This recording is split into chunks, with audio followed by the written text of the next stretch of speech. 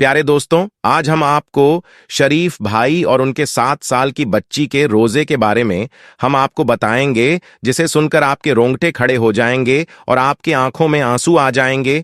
आप आज की इस वीडियो को लाइक करें या ना करें, लेकिन आप इस वीडियो को आखिर तक जरूर देखें। आप तमाम से ये हमारी दरख्वास्त है। साथ ही दोस्तों, इसी तरह की इस्लामिक घटनाओं और वाक्य से रूबरू होते रहने के लिए आज ही सब्सक्राइब करें हमारे चैनल इस्लाम हिस्ट्री को और साथ ही बेल आइकॉन को प्रेस करें। दोस्तों, शरीफ भाई एक बड़े से बंगले में माली थे और वह वहां काम किया करते थे। एक बार जब वह काम पर जा रहे थे तो उनकी 7 साल की बेटी कहने लगी, बाबा, आज मेरा भी रोजा है और आज इफ्तारी में आप वो सब लेकर आएंगे जो मैं कहूंगी। शरीफ भाई अपनी 7 साल की बेटी की आवाज को सुनकर रुके, फिर बेचैनी के साथ पीछे मुड़कर अपनी बेटी को देखा और फिर अपनी बीवी की तरफ देखा, जो अपने मालिक और मालकिन और उनकी 10 साला बेटी के कपड़े इस्त्री कर रही थी। बेटी ने कहा, बाबा, मुझे इफ्तारी में बिरयानी खानी है और रायता और सलाद भी चाहिए और समोसे भी और पकड़े भी और खीर भी। बस आज के लिए इतना ही। उस नन्ही परी ने उंगलियों की पोरों पर एक एक करके तमाम चीजें अपने बाप को गिनवा दिए, लेकिन उस गरीब बाप के पास अपनी बेटी की ये ख्वाहिशें पूरा करने के लिए अपने जेब में एक सिक्का तक नहीं था। बेबसी से वो अपनी प्यारी सी बेटी का चेहरा देख रहा था, जो बाप के मुंह से जवाब सुनने के लिए बेताब खड़ी थी। शरीफ भाई ने अपनी बेटी से कहा, इंशा अल्लाह मेरी जान, मगरिब की नमाज में अभी बहुत सारा वक्त है। पहले जौहर की नमाज तो अदा कर लो, इफ्तारी में अभी बहुत सारा वक्त बाकी है। ये सुनकर उनकी बेटी सना खुशी के मारे उछलते हुए वहां से चली गई। शरीफ भाई ने अपनी बीवी से कहा, ये क्या पागलपन है? तुमने इसे रोजा क्यों रखवाया, जबकि तुम्हें पता है मेरे पास एक वक्त के खाने के लिए पैसे तक नहीं है। कहां से लाऊंगा मैं इसके लिए इफ्तारी का यह सारा सामान? अगर नहीं लाऊंगा तो इस प्यारी बच्ची का दिल टूट जाएगा, ये नाराज हो जाएगी मुझसे। ये सुनकर बीवी ने कहा, हाँ, तो क्या फर्क पड़ता है उसका रोजा रखने या ना रखने से? सारा दिन इस मासूम का रोजा ही तो होता है। मालिक साहब के घर से सड़े हुए फल लेकर खा लिए तो ठीक है, नहीं तो यह पूरा दिन भूखी गुजार देती है, या फिर 10 रुपए का एक बिस्किट लाकर दे देती हूं। इससे बेहतर तो मुझे यही लगा कि ये रोजा रख ले, कम से कम बार बार ये मुझसे खाना तो नहीं मांगेगी। ये कहकर बीवी रोने लगी तो शरीफ भाई कहने लगे, मैं मानता हूं, मगर मैं क्या करूं? यहां इन मालिकों की गुलामी से कहां जाएंगे? यहां काम करते हैं तो सर छुपाने के लिए छत है, एक वक्त की रोटी मिल जाती है, वरना बाहर किराए के घरों में जाएंगे तो फिर एक वक्त की रोटी के लिए पैसे कमाएंगे या फिर किराए के लिए पैसे कमाएंगे। इसके बाद शरीफ भाई ने कहा, अच्छा, अब रोना बंद कर दो, छोड़ो इस पूरी दुनिया को। हमारे लिए सिर्फ और सिर्फ हमारा रब ही काफी है, जो इन लोगों को इतना माल और दौलत दे सकता है। वह परवरदिगार हमें भी 2 वक्त की रोटी जरूर दे सकता है। यह सुनकर बीवी आंसू पोंछे हुए कहने लगी, शरीफ, आपके यही बात मेरे दिल को सुकून पहुंचा देता है। शरीफ भाई ने कहा, ठीक है, मैं जाता हूं, शाम को मालकिन से कुछ पैसे मांग लूंगा। उन्होंने दे दिया तो अपनी गुड़िया के लिए उसके मनपसंद चीज इफ्तारी के लिए लेकर आऊंगा। यह कहकर शरीफ भाई वहां से चले गए। असर की नमाज पढ़ने के बाद शरीफ भाई सीधा अपने मालकिन के पास आए, जो बड़े से एलईडी पर कोई शो देख रही थी। शरीफ भाई को देखते ही मालकिन शुरू हो गई और कहने लगी, क्या सारा काम हो गया? बाघ की हालत चंद दिन पहले मैंने देखी थी, बहुत बुरी थी, मगर मैं आज देखकर आई हूं, कुछ बेहतर नजर आ रही है। काम चोरी के बजाय मेहनत क्या करो, नहीं तो माल ही बहुत है, मैं किसी और को रख लूंगी। तो शरीफ भाई कहने लगे, नहीं नहीं, मैं बहुत मेहनत कर रहा हूं, खुदारा ऐसा मत करना। शरीफ तो वहां से निकाल देना। सुनकर भी कांप उठते थे कि इस घर के 4 दीवारी से निकलकर आखिर मैं कहां जाऊंगा। वो सर झुकाकर खड़े थे तो मालकिन कहने लगी, अब जाओ यहां से मुंह उठाकर, आखिर खड़े क्यों हो? तो शरीफ भाई कहने लगे, बेगम साहिबा, आज मेरी बेटी सना का रोजा है। आपको तो पता है, मैं और मेरी बीवी आपके तरफ से मिलने वाले इफ्तारी से रोजा इफ्तार कर लेते हैं, मगर वह बच्ची है। पहले रोजे की खुशी में उसने मुझसे कुछ फरमाइश की है। उसे इफ्तारी में उसके मनपसंद चीजें चाहिए हैं, मगर बेगम साहिबा, मेरे पास जेब में रुपए तक नहीं है, इसलिए आप मेहरबानी करके मुझे आज कुछ पैसे उधारी के तौर पर दे दे, मैं अपनी बेटी के लिए।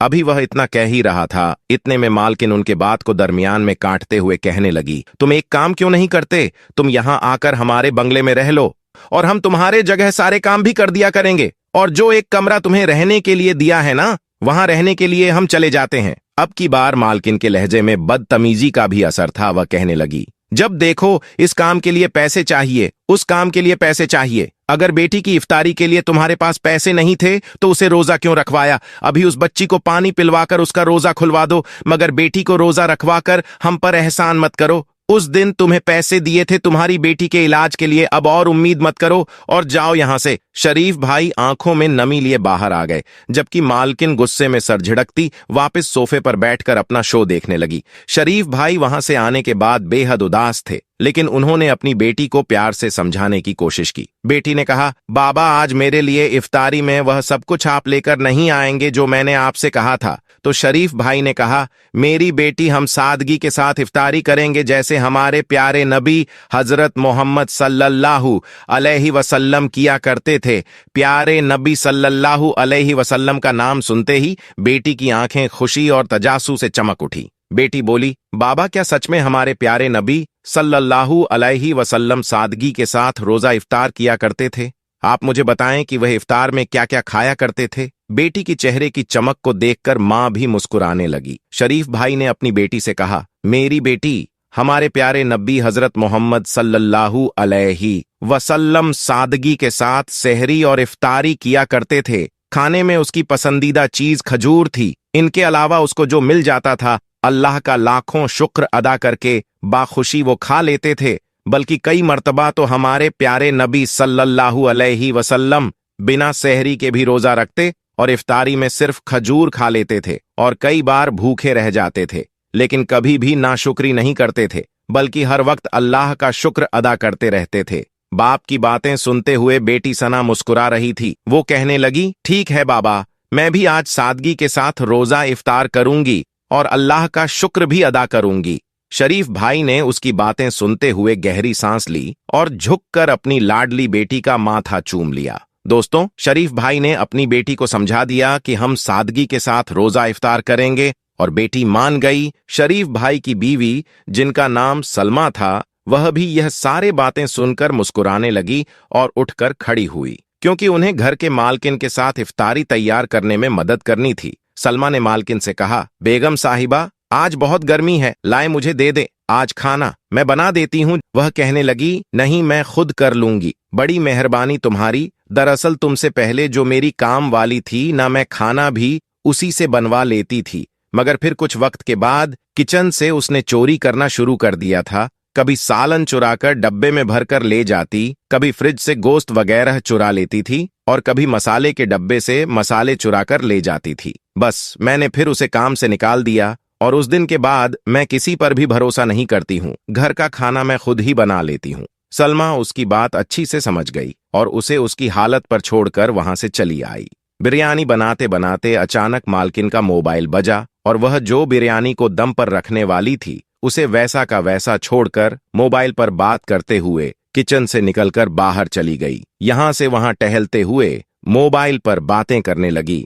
इस बात से अनजान हो गई कि किचन में चूल्हे पर रखे हुए बिरयानी में छत से छिपकली गिर चुकी है। फोन पर बात करने के बाद वह मालकिन वापस किचन में आई और मोबाइल पर नजरें टिका हुए बहन का नंबर मिलाते हुए डेगजी में चमचा हिलाकर उसे मिक्स करने लगी। वह इस बात से बिल्कुल अनजान थी कि वह छिपकली का जहर पूरे खाने में मिला चुकी थी। मगरिब की अजान होने वाली थी। वो मालकिन और उसका शौहर और उनकी बेटी नैना सब इफ्तारी करने में मशगूल थे, जबकि शरीफ भाई और उनकी बीवी और उनके बेटी किचन में बैठे उनके खाना खत्म करने के मुंतज थे, क्योंकि उनका खाना खत्म होता तभी तो उनका बचा हुआ खाना ये सब खाते। इतने में मालकिन का शौहर कहने लगा, इनको यानी शरीफ के घर वालों को अंदर से खाना निकाल कर दे दो, आज उस प्यारी बच्ची का भी रोजा था। तो मालकिन ने कहा, आपको कितनी बार कहा है मेरे मामलात में दखल अंदाजी ना किया करें। मुझे अच्छे से पता है इन नौकरों को कैसे उनके हद में रखना है। आप खामोशी के साथ अपना खाना खाएं। ये सुनकर उसके शौहर ने अफसोस से सर हिलाया। इतने में बेटी नैना जो बिरयानी खा रही थी वो कहने लगी, आज तो मम्मा का सारा बिरयानी खाने का इरादा है। ये सुनकर मालकिन ने अपनी बेटी की तरफ देखा जो पूरी प्लेट खत्म कर चुकी थी। मालकिन ने कहा, सलमा अंदर से और बिरयानी लेकर आओ मेरी जान के लिए। मालकिन की आवाज पर सलमा ने जैसे ही देगची का ढक्कन खोला, उस बिरयानी को चम्मच से हिलाया तो उसकी आंखें ये देखकर फटी के फटी रह गई कि डेगची के अंदर एक छिपकली मरी हुई पड़ी थी उसका ढक्कन जमीन पर फेंकते हुए भागती हुई बाहर आई। बाहर आकर देखा तो मालकिन की बेटी नैना अपने गले को दोनों हाथों से पकड़े हुए अम्मा को पुकार रही थी और उसके मुंह से झाग निकलने लगे। मालकिन यह देखकर अपनी बेटी से कह रही थी, नैना नैना मेरी बच्ची, तुम्हें क्या हो गया? तमाम नौकर अंदर जमा हो गए। सलमा ने कहा, बेगम साहिबा, बिरयानी के देगची में छिपकली मरी हुई पड़ी है। सलमा की बात सुनकर उन्हें ऐसा लगा जैसे उसके पैरों तले से जमीन सरक गई हो। मालकिन के शौहर ने वक्त खराब किए हुए बगैर अपनी बेटी को गोद में उठाया। वह सब अस्पताल की तरफ भागे जहां नैना का मैदा वॉश किया गया। डॉक्टर का कहना था कि इसकी हालत अभी भी खतरे में है। रोते रोते 2 बार मालकिन बेहोश हो चुकी थी, जिसे सलमा संभाल रही थी। नैना की कमरे के बाहर 7 साल की बच्ची सना बैठी हुई उसकी सेहत के लिए अल्लाह की बारगाह में दुआएं मांग रही थीं, जबकि शरीफ भाई मालकिन के शौहर के साथ भाग दौड़ करने में लगे हुए थे। मालकिन ने डॉक्टर से कहा, डॉक्टर मेरी बेटी कैसी है? डॉक्टर बोला, सच पूछे तो जब आप लोग उस बच्ची को यहां लेकर आए थे तो उसकी हालत को देखते हुए उसका बचना बहुत मुश्किल लग रहा था, लेकिन पता नहीं कैसे वह खतरे से बाहर है। आपको बहुत बहुत मुबारक हो। यह कहकर डॉक्टर वहां से चला गया, जबकि मालकिन सिसक सिसक कर रोते हुए सजदे में गिर पड़ी। तो उसका शौहर कहने लगा, आज कैसे तुम्हें अपनी बेटी की तकलीफ महसूस हो रही है? देखा ना, औलाद की तकलीफ कैसे इंसान को बेबस बना देता है। मगर तुम्हें क्या, तुम्हें तो सिर्फ अपनी बेटी की तकलीफ महसूस होती है। जरा उस बच्ची को देखो जो कमरे से बाहर बैठी सूखे लबों के साथ बिना इफ्तारी किए हुए तुम्हारी बेटी के लिए दुआएं मांग रही है। ये वही बच्ची है जो तुम्हारी इफ्तारी का इंतजार कर रही थी ताकि तुम्हारा पेट भरने के बाद वह अपनी भूख को मिटा सके। लेकिन तुमने क्या किया? जैसी तकलीफ आज तुम्हें हुई है, ऐसी ही तकलीफ शरीफ भाई और सलमा भाभी को भी अपनी बेटी को भूखा देखकर हुई होगी। जब तुम अल्लाह के बंदों पर रहम करोगी तो अल्लाह भी तुम पर रहम करेगा। अल्लाह के बंदों को तकलीफ पहुंचाओगी तो खुद भी तकलीफ बर्दाश्त करने के लिए तैयार हो जाना। मुझे लगता है कि शायद अल्लाह ने इस बच्ची की दुआ सुन ली है, जो रात के इस पहर भी बिना रोजा खोले हुए भूखी प्यासी बैठी अपने रब से तुम्हारी बेटी के लिए दुआ मांग रही है। मालकिन जमीन पर सजदे की हालत में बैठी हुई थी। उसका दिमाग सुन हो चुका था। जब ये सारी बातें बहती हुई दीवार पर टेक लगाए शरीफ और सलमा भी सुन रहे थे। 15 मिनट बेहोशी की हालत में बैठने के बाद अब वो वहां से उठी और बेजान होते हुए कदमों को घसीटते हुए 7 साल की सन्ना के पास आई, जो उस कमरे के बाहर दोनों हाथ उठाकर दुआएं मांग रही थीं और यह कह रही थी, नैना ठीक हो जाए, नैना ठीक हो जाए। ये सुनकर मालकिन कहने लगी, बेटा मुझे माफ कर दो, मैं बहुत जालिम हूं। मेरे किए हुए हर जुल्म के लिए मुझे माफ कर दो। सना को अचानक सीने से लगाते हुए मालकिन एक बार फिर से रो पड़। तो सलमा कहने लगी, नहीं बेगम साहिबा जी, आप क्या कह रहे हैं? आपको माफी मांगने की कोई जरूरत नहीं है। इतने देर में मालकिन का शौहर भी वहां आ गया और ये कहने लगा, ये देखो सना बेटी, मैं आपके लिए क्या लेकर आया हूं। सना की आंखें चमक उठीं और कहने लगी, क्या है अंकल, इसमें क्या है? तो उसने कहा, इसमें तुम्हारी इफ्तारी का सामान है। ये देखो, बिरयानी, शरबत, खीर, पकोड़े, समोसे, सब कुछ है। अपने सामने पड़ी इन तमाम चीजों को देखकर उसकी भूख चमक उठी। वो मालिक की तरफ देखकर कहने लगी, ये सब मेरे लिए हैं? तो मालिक कहने लगा, हाँ मेरी जान, ये सब आपके लिए है। अब आपको खाने से कोई मना नहीं करेगा। आपको इसमें से जो कुछ खाना है आप खा सकती हो। सना ने कहा, अम्मी बाबा, आपने भी तो इफ्तारी नहीं किया है, आप दोनों भी आ जाए, हम सब मिलकर एक साथ इफ्तारी करते हैं। उसके बाद मालकिन, उसका शौहर, सना और उसके अम्मी अब्बा सब लोग साथ बैठकर खाना खाने लगे। साथ ही दोस्तों, आपको रमजान से जुड़ा एक और वाकया बताते हैं दोस्तों। एक 7 साल का छोटा बच्चा था जो जुमे की नमाज पढ़ने के लिए मस्जिद में गया। जुमे की नमाज के बाद इमाम साहब रमजान और रोजे की फजीलत बयान कर रहे थे। ये बच्चा भी रमजान और रोजे की फजीलत को बड़ी तवज्जो से सुन रहा था और उसके दिल में भी ख्वाहिश पैदा हो गई कि वह भी रोजे रखेगा, वह भी सहरी करेगा, वह भी अफ्तारी करेगा, वह भी अल्लाह की हमद सना बयान करेगा। वह बच्चा यह बयान सुनने के बाद अपने घर जाकर अपनी मम्मी से कहता है कि मुझे भी रोजा रखना है, मुझे भी सहरी में उठा देना। लेकिन माँ जानती थी कि अभी मेरा बच्चा बहुत छोटा है, अभी वह इस लायक नहीं कि वह रोजा रख सके। लेकिन वह बच्चा था, वह बार बार जिद किए जा रहा था कि मुझे रोजा रखना है, अल्लाह की इबादत करनी है। और जैसे ही रात हुई वह फौरन सो गया। लेकिन सहरी का जब वक्त हुआ तो बच्चा ना उठ सका और बच्चे की माँ ने उसे नहीं उठाया। माँ ने सहरी की, नमाज पढ़ी और कुरान पाक की तिलावत में लग गई। जब सुबह हुई, जैसे ही सूरज की रोशनी उस बच्चे के मुंह पर पड़ी तो वह उठ गया और उठते ही यह बात कहने लगा कि माँ, तुमने मुझे सहरी के वक्त क्यों नहीं उठाया। और इसी बात को लेकर वह बहुत ज्यादा रोने लगा। उसकी माँ ने उसे समझाया कि बेटा, अभी तू रोजा रखने के लायक नहीं है, अभी तू बर्दाश्त नहीं कर पाएगा। लेकिन वह बच्चा अपनी जिद पकड़े रहा और ऐसे ही पूरा दिन गुजर गया। फिर जब रात हुई तो वह बच्चा यह जानता था कि अगर आज रात सो गया तो फिर से नहीं उठ पाएगा। इसलिए वह बच्चा रोजे की हसरत में रात भर जरा भी नहीं सोया। फिर जब सहरी का वक्त हुआ तो उसने भी सहरी कर ली और रोजा रख लिया। आज वह बच्चा बहुत खुश था। आज उसने रोजा रख लिया है प्यारे दोस्तों। फिर जैसे ही सुबह हुई, सूरज निकलने लगा तो माँ बेचैन हो गई, क्योंकि वह जानती थी कि मेरा बेटा यह बर्दाश्त नहीं कर पाएगा। वह किचन में गई और जल्दी जल्दी खाना बनाया और दोपहर के वक्त अपने बेटे से कहा कि कुछ तो खा ले मेरे बेटे, दोपहर हो गई है, तेरी यह हालत मुझसे नहीं देखी जाती है। बच्चे ने कहा कि रोजा तोड़ना गुनाह है। तब माँ बोली कि मेरे बेटे, तेरा गुनाह मैं अपने सर ले लूंगी। बेटे ने कहा कि माँ, मैंने सुना है कि जन्नत में हर रोजेदार जाएगा और हश्र के दिन जलवाए परवरदिगार पाएगा। माँ, मैं अपना रोजा नहीं तोड़ूंगा। लेकिन वह माँ थी दोस्तों, माँ आखिर माँ होती है। वह बार बार कहे जा रही थी कि मेरे बेटे, तेरा गुनाह मैं अपने सर ले लूंगी, तू रोजा तोड़ दे। लेकिन जो बेटा था वह किसी भी हाल में नहीं माना। वक्त गुजरता गया और फिर जब असर का वक्त आया तो बेटे की हालत बहुत ज्यादा खराब हो गई। यानी कि उसकी तबीयत इस कदर खराब हो गई कि उसका गला सूख गया। हत्ता कि यह हुआ कि भूख और प्यास की वजह से उसकी जान निकल गई और वह बच्चा इंतकाल कर गया। ये देखकर उसकी माँ बहुत रोई, बहुत पछताई। इतने में मगरिब का वक्त हो गया। जैसे ही अफ्तार का वक्त आया, उसने रोजा खोला और वह रोजा खोलती जाती और रोती जाती। फिर उसने मुसल्ला बिछाया और मगरिब की नमाज अदा की और नमाज अदा करने के बाद हाथ उठाकर वह दुआ करने लगी, या अल्लाह, मेरा बेटा चला गया, अब मैं क्या करूं। वह दुआ मांग रही थी कि इतने में उसके दरवाजे पर एक फकीर आ गया।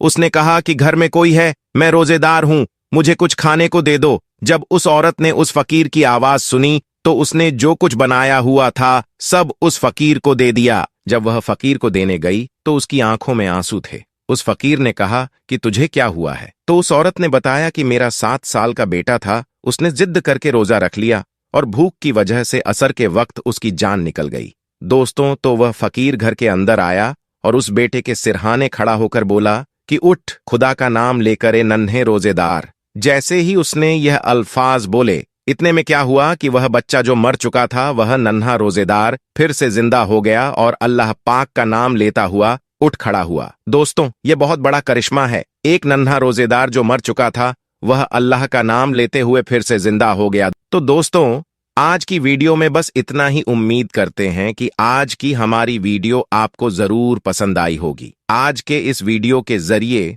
जो पैगाम हम आप तक पहुंचाना चाहते हैं, आप तमाम से यह गुजारिश है, आप इस पैगाम को अपने दोस्त अहबाब के पास भी जरूर पहुंचाने की कोशिश करें। अगर आपने हमारी आज की इस वीडियो को लाइक नहीं किया तो अभी लाइक कर ले। अगर आप हमारे चैनल पर नए आए हैं, आपने इसे सब्सक्राइब नहीं किया तो अभी सब्सक्राइब कर ले और आइंदा आने वाले ऐसे ही वीडियोस की नोटिफिकेशन के लिए बेल आइकन को क्लिक करना ना भूले। दोस्तों, आज के लिए बस इतना ही। इंशाअल्लाह बहुत जल्द एक और नए वीडियो लेकर आपके खिदमत में हाजिर होंगे। तब तक के लिए हमें इजाजत दे। अस्सलाम वालेकुम रहमतुल्लाह।